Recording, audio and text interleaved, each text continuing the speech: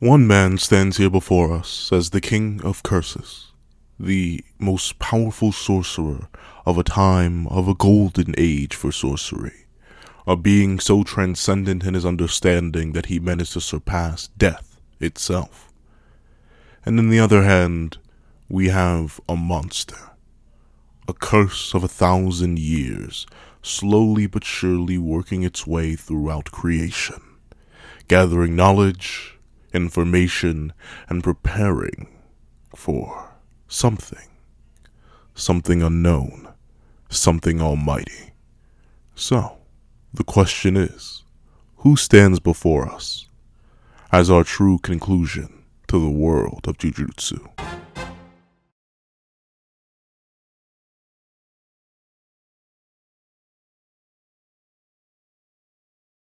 Thank you to our $5 patrons, Red Wolf 4765, Midnight Gem Lord Sean, and Demix LNT. Another thank you to our $3 members, Recliner Plays and Red Wolf 4765. Another thank you to our $10 patrons, Robbie Uchiha and Idemokami. And another very big thank you to our $25 member, Alex Ice Rose. Before we open this breakdown / discussion on who is the true final villain, the true main antagonist, the true big bad boss, the BBB of JJK. Please don't leave your own thoughts on who the big bad boss is in the comment section down below. Leave a like and subscribe if you haven't already. Also hit that little notification bell to miss out on any videos that come to the channel. Also, I do have a Patreon down below. You can for as low as $1 a month to get things like exclusive videos, early content, and more. You can also now become a member of the channel for as low as $3 a month to get the same perks and more. Now, let's hop into the discussion. What's up, guys? I'll Pencil here, and here we are to talk about Jujutsu Kaisen and who, in truth, within reality, is our final villain. Because there's been a lot of discussion going around. Obviously, unless you have been under a rock or an anime only, Gojo and Sukuna are currently throwing fisticuffs, as it were, in the week-by-week variation of the manga. And there was a big discussion that was started when it came to the narrative of JJK, and how it was going to treat both of these characters. I believe everyone understands that Gojo Satoru is not the main character. He may be known as the strongest sorcerer, but that does not give him providence as our true main hero. And simultaneously, there has been much discussion on who fulfills such a role for the opposite side. Who is the major antagonist? Who is the one that needs to continue after this fight? Who is the one that we need to worry about at the end of it all? And there are two major answers after the end of Shibuya and the Culling Games. Kenjaku, the curse of 1,000 years, and Sukuna, the king of curses. And what does this matter? What does it mean? And why should we discuss it? Well, we're going to discuss it because I think it's an interesting conversation topic and an interesting look into how Gege is writing the narrative. And two, I just think it's fun. So let's talk about it. Number one, let's just argue for why Sukuna, for all intents and purposes, should be our final antagonist. Number one, he is the strongest that the antagonists have to offer at this point. Unfortunately, Mahito got packed. Jogo got packed. Hanami got packed. Dagon got packed. And that kind of only leaves Kenjaku, and we clearly see in 221 that Kenjaku is simply not on the tier of Gojo and Sukuna. And that was a 15-finger Sukuna. Not to talk of the full beefy 19-finger plus extra pseudo finger that is the mummy that Sukuna ate. Yes, Sukuna's just different in terms of raw power. In terms of diversity of abilities, dare I say, Sukuna has Kenjaku beat there as well, because we do not understand the full depths of Sukuna's abilities. We don't know how they work. We aren't even confident that we actually know his technique's name. The community has come to calling it Shrine after Yorozu deemed it Shrine in her battle with Sukuna, but that doesn't, actually confirm anything?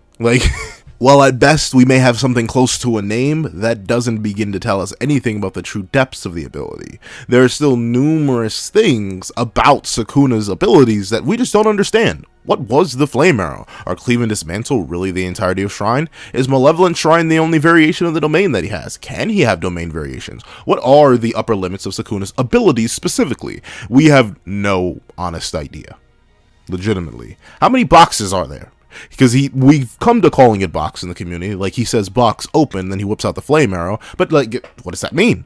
Where does that come from? Does he have other boxes? What do these boxes do? Because we know a big thing that's established within the Yuki and Kenjaku fight specifically is that Yuki theorizes that Kenjaku can't have more than maybe 2 or 3 actual curse techniques without legitimately frying his brain. The reason Okotsu is able to wield multiple techniques pretty much flawlessly is because Okotsu doesn't actually have multiple techniques. Rika, his storage unit, essentially carries the data for those techniques that he presumably accesses one at a time. And it's very likely why Okotsu can't actually wield his curse technique copy without the connection to Rika being fully activated, because he doesn't have a direct link up to that data. But it seems like Sukuna is more than capable of at least wielding 2 techniques, if not 3, casually, all on his own, with the utilization of Megami's body on top of his original abilities, on top of this flame arrow. And considering Sukuna has yet to seem pressed, even in the battle against Gojo Satoru, except for the fear of unlimited void, it seems fully likely that he still has more up his sleeve. And while Kenjaku has proven very impressive, and the diversity that he has with curse spirit manipulation is not to be understated, realistically, Kenjaku has shown us 2 things: curse spirit manipulation and gravity manipulation. That is nice. That is solid. It was more than enough to take down a special grade curse and a special grade sorcerer. But in terms of just diversity of abilities, Sukuna has more, and seemingly has more to offer already. 3 is greater than 2. And top this off with the fact that Sukuna is just introduced a lot earlier within the narrative than Kenjaku. Realize we don't meet Kenjaku until chapter 10. For a reminder, Sukuna was introduced in chapter 1. He's literally on the cover of the first chapter. And obviously, he is the major antagonist that is introduced first. And while that doesn't always mean you'll be the final antagonist, like, look at a lot of other major series, they have antagonists that get introduced later on that don't end up being the final antagonist. Still, there is precedent for Sukuna being the main villain, because he's directly introduced alongside our main character. And speaking of the main character, dynamics-wise, Yuji has much more direct interest in Sukuna still in comparison to Kenjaku. Sukuna is the main reason why Yuji's life is the way it is in more ways than one. Yuji would not be able to fight with cursed energy if it were not for his ability to consume Sukuna's finger and unlock his own cursed energy. Yuji would not have been able to survive numerous occasions if it were not for the intervention of Sukuna, whether that intervention be direct or passive. Direct in the case of the finger bearer, and mostly passive in the case of the battle with Mahito. Without Sukuna, Yuji couldn't even defeat Mahito. Sukuna is the main reason that Yuji underwent a majority of his character development during Shibuya through his resurrection. Sukuna is the reason that Yuji could be resurrected at all after the battle with Choso. Sukuna is the fuel for Yuji's fire for a majority of the narrative, and with the passing of Mahito post-Shibuya, Sukuna ends up being that soul fire, that sole reason for Yuji's existence, and realistically Sukuna is the reason Yuji exists at all. And having that much weight upon the main character is pretty hefty. It's almost insane to think about how much the story would change if Itadori simply was not there that day to consume that finger. But with that being the case, it doesn't even stop there. Sukuna has a drastic effect on not just Itadori, our main character, but a drastic effect on the world itself. He's a major reason the world is the way it is. He is the imaginary war deity from 1,000 years past, someone that sorcerers had sharpened their skills against, and his very existence is the main motivation for the existence of very powerful characters, whether their name be Hajime Kashimo, a man searching for a battle with the strongest Ryomen Sukuna, and or Uraume, a powerful, nearly, if not flat-out special grade level sorcerer who is able to work for and take out opponents specifically for Sukuna. Not to talk of all the different times that Sukuna has indirectly or very directly in the case of chapter 221 saved the other man who's competing for the main antagonist role in Kenjaku through once again simply existing. And obviously our deuteragonist, our secondary main character in Megami Fushiguro, who was also introduced in chapter 1, is now currently the victim of Sukuna, in terms of being Sukuna's vessel.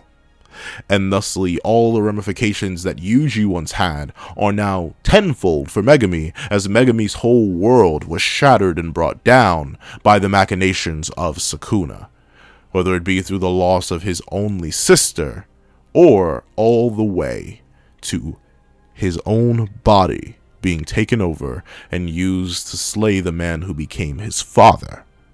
Sukuna, in terms of narrative heft, definitely has a massive leaning for him being the main antagonist.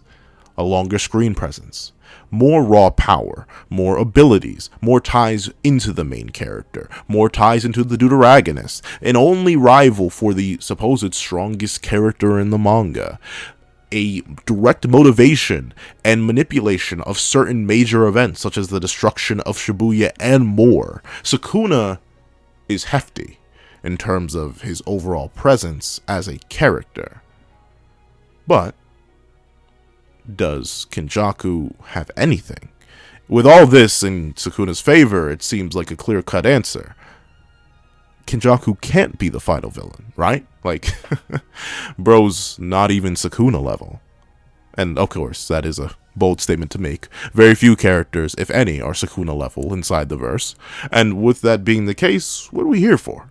I just laid all that out. It's got to be a clear dub for Sukuna, right? Like, I suppose Kenjaku is just going to have to roll over like a dog and play to Sukuna's whims once he becomes the new king of creation after he solidifies himself as the peak of Jujutsu by slaying the side character known as Satoru Gojo.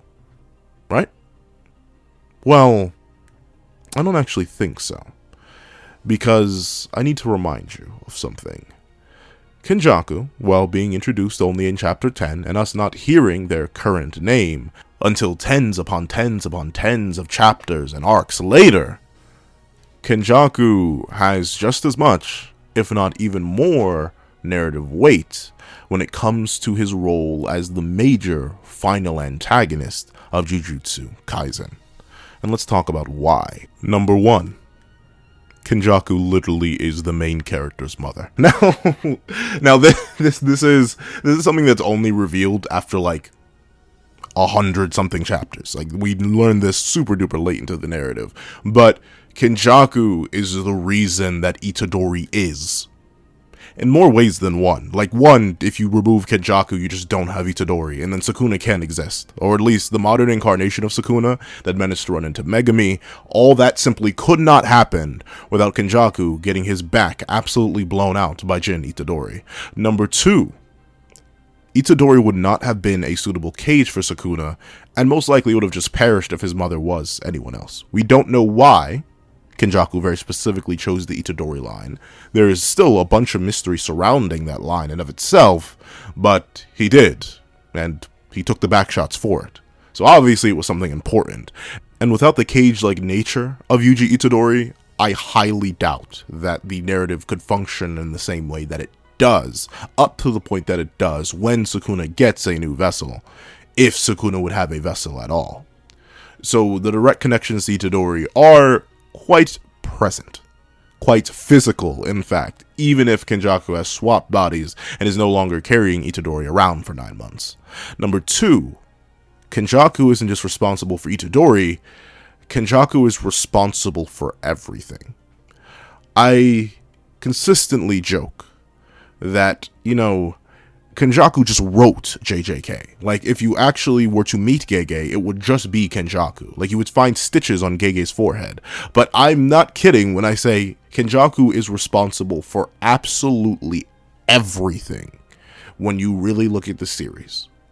Because he's at least bare minimum responsible for the last, let's give it this. The Shibuya arc started in chapter 79. It started in chapter 79. For reference, chapter 79 of Jujutsu Kaisen came out on October 12th, 2019.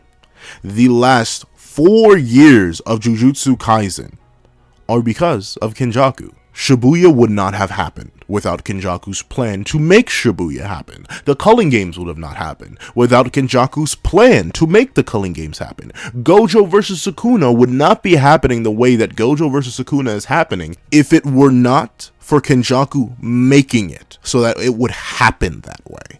Kenjaku is responsible for how the narrative exists. I was being generous in saying that Kenjaku was responsible for simply the last 4 years of Jujutsu Kaisen. But let me be honest with you. Do you want to know what Kenjaku is really responsible for in narrative? Let me give you an example. Chapter 1 came out on March 5th, 2018. Kenjaku's responsible for Chapter 1 of JJK, and Chapter 2 of JJK, Chapter 3 of JJK, and Chapter 4, etc., etc., etc. Without Kenjaku's multi-century machinations, the narrative simply would not exist. It's sad to say, because I love JJK, but you remove Kenjaku, and the plot simply cannot happen. The disaster curses would not have operated in the way that they did to get the Kyoto Goodwill event, to get Gojo versus Jogo, to get anything in the early parts of the series without Kenjaku pointing them in the right direction. We would have not gotten Mahito versus Itadori because there wouldn't be an Itadori without Kenjaku. We would not have gotten the, well, I've already explained the Culling Games in Shibuya. But legitimately, Kenjaku is responsible for everything. We like to joke that Aizen planned everything. Everything's part of Aizen's plan. You know, this, that, and the other, it was all planned by Aizen. But if you are caught up to the anime, and you are especially caught up to the manga of Bleach, you know that not everything was planned by Aizen. However, I'm quite confident in stating that everything, and I mean everything, down to simply what seems like slight occurrences, are all only possible because Kenjaku planned it that way. Remember, the finger was planted at the school that Itadori went to, so that Itadori would consume it and become the vessel for Sukuna. Sukuna was put in a cage, put on a leash, essentially, by a 15-year-old boy because Kenjaku planned it that way. The reason that Gojo was sealed and thus led to the 3-year wait for him to be unsealed is because of Kenjaku doing Kenjaku things. The reason that almost everything happened, whether it be Choso slaying Yuji leading to the Shibuya downfall and Itadori's development, whether it be the development of Choso in general, whether it be the utilization and damage caused by the disaster curses from Mahito to Dagon to Jogo to Hanami, all of it is because of Kenjaku's machinations. That kind of overarching control over the entire narrative is ludicrous. I find it hard-pressed, or realistically nigh on impossible, except for very rare exceptions, to think of a villain that has such hefty control over their narrative like Kenjaku. There are other major villains that do it, don't get me wrong, but they are all, like, every single one I'm thinking of right now is a massive spoiler for their respective series, so I will not be naming them, but you most likely know what they are. Some of the series I've talked about on the channel. But even with that being the case, Kenjaku's level of narrative control puts him in a much higher position than Sukuna, simply in that way. Because Sukuna, as much narrative control as he's had recently, he's been driving a bit. You can see in chapter 221, even though Sukuna is in control, Sukuna has a vessel that he desired, one that cannot fight back, and he sunk its soul into the deepest depths of darkness. What happens to the King of Curses when Kenjaku appears as he speaks to the strongest sorcerer of the modern day? Kenjaku says, "Wait, not here, not now. You have a promise to keep to me." And what does Sukuna, a man who has realistically almost everything he desires, including a battle with a person he was ready to get down and dirty with, what does he do at the command of a man who's no more than a brain and a body? He stops, he nods, he listens, and obeys like a dog. Now, me personally, If I were the main villain of a series, I would not let someone who could not stand up to maybe a 20th of my power talk to me like that. But, of course, if you're not more than a major antagonist, rather than the final villain, of course you're going to get talked to like that. Like a child who doesn't understand the games that they're playing, and was told to keep a promise by their father. My apologies. That was mad disrespectful to Sukuna. I don't know why I did it like that. But in terms of like narrative heft, in terms of like who controls the narrative, well, I do admit Sukuna has had massive ramifications on the narrative. Kenjaku just has more. Like way more. Like it's literally, like legitimately, I need to remind you, Sukuna could not function without Kenjaku. It's just true.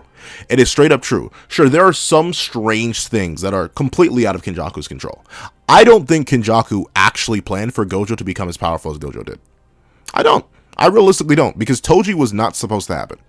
I legitimately do not believe Toji was supposed to happen. Like, Tengen straight up comes out and says, "Hey, yo, that man broke fate. But whatever he was, whatever that thing was, yeah, he came out and broke fate." So Toji is unaccounted for in Kenjaku's big ol' Gigabrain master plan. But even still, even with the additions of Toji and Megumi, Kenjaku hasn't lost stride. Even Gojo being unsealed, while it concerned him, he's still not a way out of it. Even with Sukuna being in full control of a vessel that has his preferred curse technique on top of Sukuna's already existing curse techniques, and likely more we don't know about, Kenny still, for all intents and purposes, has him on a leash. He literally got to sit around and let Sukuna guard him like a really, I guess, underpaid guard dog, and then managed to leap around and leave to do whatever he wanted to do. And at the moment, Kenny's going pretty much unchallenged within the narrative. Everyone's focused on Sukuna, unless, once again, you believe the true mightiest character in the verse, Takaba, is 1v1ing Kenny right now, because bro still has not appeared in the past couple chapters. I don't know. Currently, at time of recording, chapter 227 is out, and Takaba has yet to appear, so presumably he's off fighting Kenny to the death. The smartest man in the verse versus the strongest man in the verse. It just has to happen. But, in my opinion, as epic as Gojo versus Sukuna is right now, and as epic as I expect the fight to be, I don't think it's our final fight. I don't think it's the fight that determines the fate of Jujutsu. I really don't. I really don't. At best, they're both going to be tired out, and then the real final villain is going to step up. At least in my view. Because everything is a result of Kenjaku. Everything. Except for the one thing that isn't, which is the current apex of Jujutsu, that is Gojo Satoru, in the other apex of Jujutsu, which is Ryomen Sukuna and Megumi's body. Outside of those two things, they're still under his control. They're still playing his games. They're still pretty much all according to plan. And now Kenjaku literally controls the reason and the way that cursed energy has existed for thousands of years, via having control over Tengen. You know, the thing that maintains all of the Jujutsu world as we know it. And once again, need I remind you, while I'll admit we do not know the full breadth of Sukuna's plans, Sukuna to me does not seem like a long-term schemer. He does not seem like a guy who either A, really cares about controlling the world, or B, really cares about the world being under someone else's control. He just likes to be free and exist and to munch. Bro doesn't seem like the kind of guy who thinks long term, and thusly I don't really see him being anything greater or crazier outside of what he is, the raw embodiment of the strongest from his era. That's all I see Sukuna as. And thusly, while he could have a secret unknown goal that truly reveals the true depths of Jujutsu Kaisen and makes Itadori, after defeating Sukuna, be like, this is our Jujutsu Kaisen. In reality, what I really feel like is that Kenny is the one with the true unknown goal. Kenny is the one who's been misdirecting us, snapping our ankles left and right, controlling the plot left and right, breaking it down and moving it in the exact way that he wants to, because he wrote it. Once again, Kenny is JJK in every means and motive. From its villains, to its heroes, to the people who fall somewhere in between. They are all but pawns in the game of life that Kenjaku's playing. And ironically enough, it feels like a one-sided game. There's no one on the level of Kenjaku when it comes to narrative control. Not Itadori, not Megami, not Sukuna, not Gojo, none of them. None of them come even remotely close to the amount of superhuman control that Kenjaku has over this world. And that's interesting to me.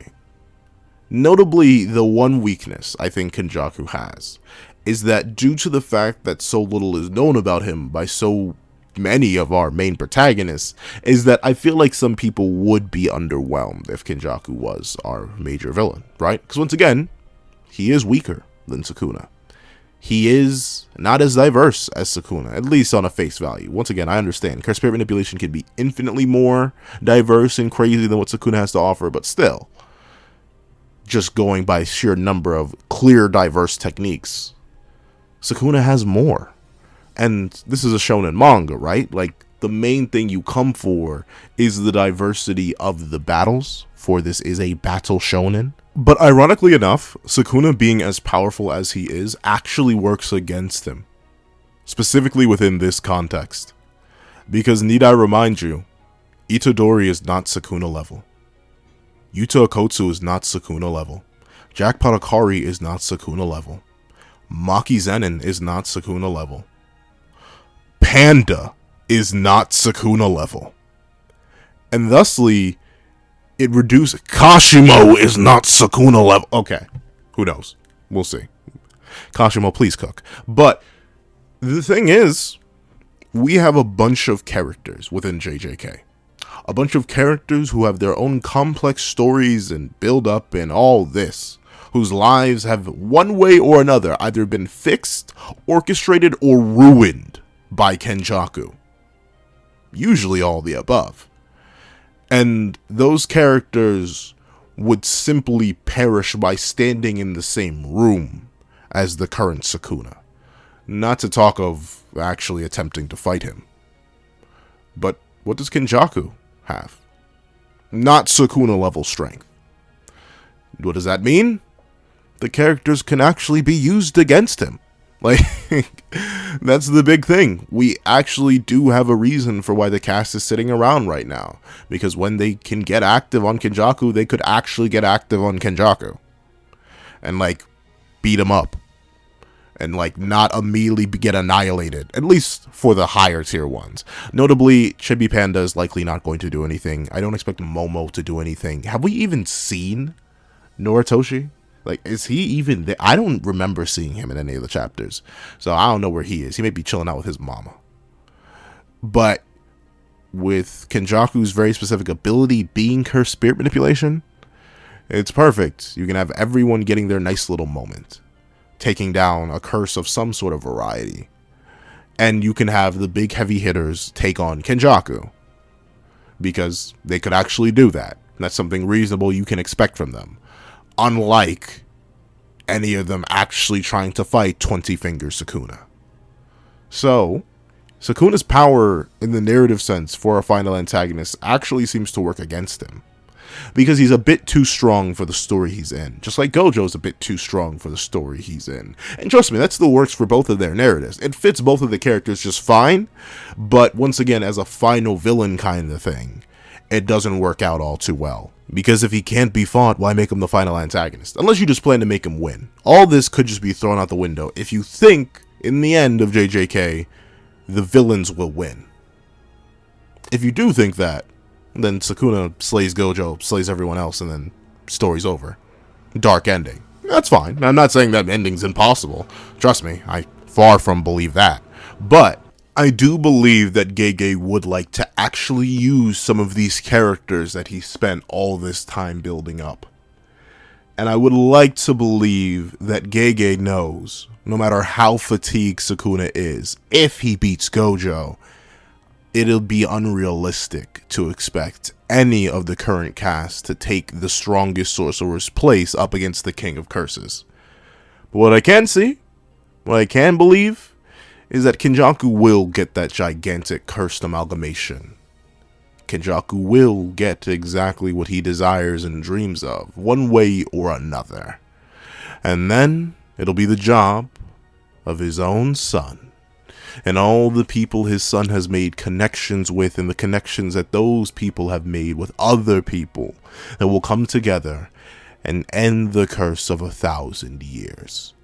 Stop the thing that orchestrated their lives and break free of their written destiny. All it is going to take is a lot of grit, a lot of effort, and the defeat of a man who's been around for over 1,000 years. But regardless, that's my argument for why I'd say Kenny's the main villain. Like, at least to me, I think the narrative weight that Kenny holds, the character ramifications that he's had, the general larger amount of freedom he's had in the narrative relative to Sukuna, and the fact that he does have like genuine control over Sukuna through certain ways. I'm not saying that Kenny actually like dog walks Sukuna. I'd be a fool to believe that. But the amount of situations that he set up in his favor, I feel like Kenny kind of has to be the final villain. And the fact that he is sort of just being left to the sidelines right now, and like all of our attention is being beamed on Gojo versus Sukuna, to me it feels like Gege gaslighting us. Like Gege is like, yeah, focus on this. So when we're all deep into it, when we're all so focused on Sukuna and Gojo going crazy on each other, and they're both about to destroy each other, just like Gojo predicted from, well, not really, like, what, over 100 chapters ago at this point, a 10 Shadows user and a Limitless and 6 Eyes user destroying each other. Bada bing, bada boom, Kenny's gonna come in, catch everybody off guard, and pull that final villain type beat. Because it seems like it makes the most sense. And while I do agree, there are some concessions that would have to be made in order for that to happen, I do think it is the most logical path. Because it's how it was written. And you know, all stories have to come to an end. However, that's what I think. What do you guys think? Do you think that, regardless of all the stuff I said, that Kenny could not be the main villain and it has to be Sukuna?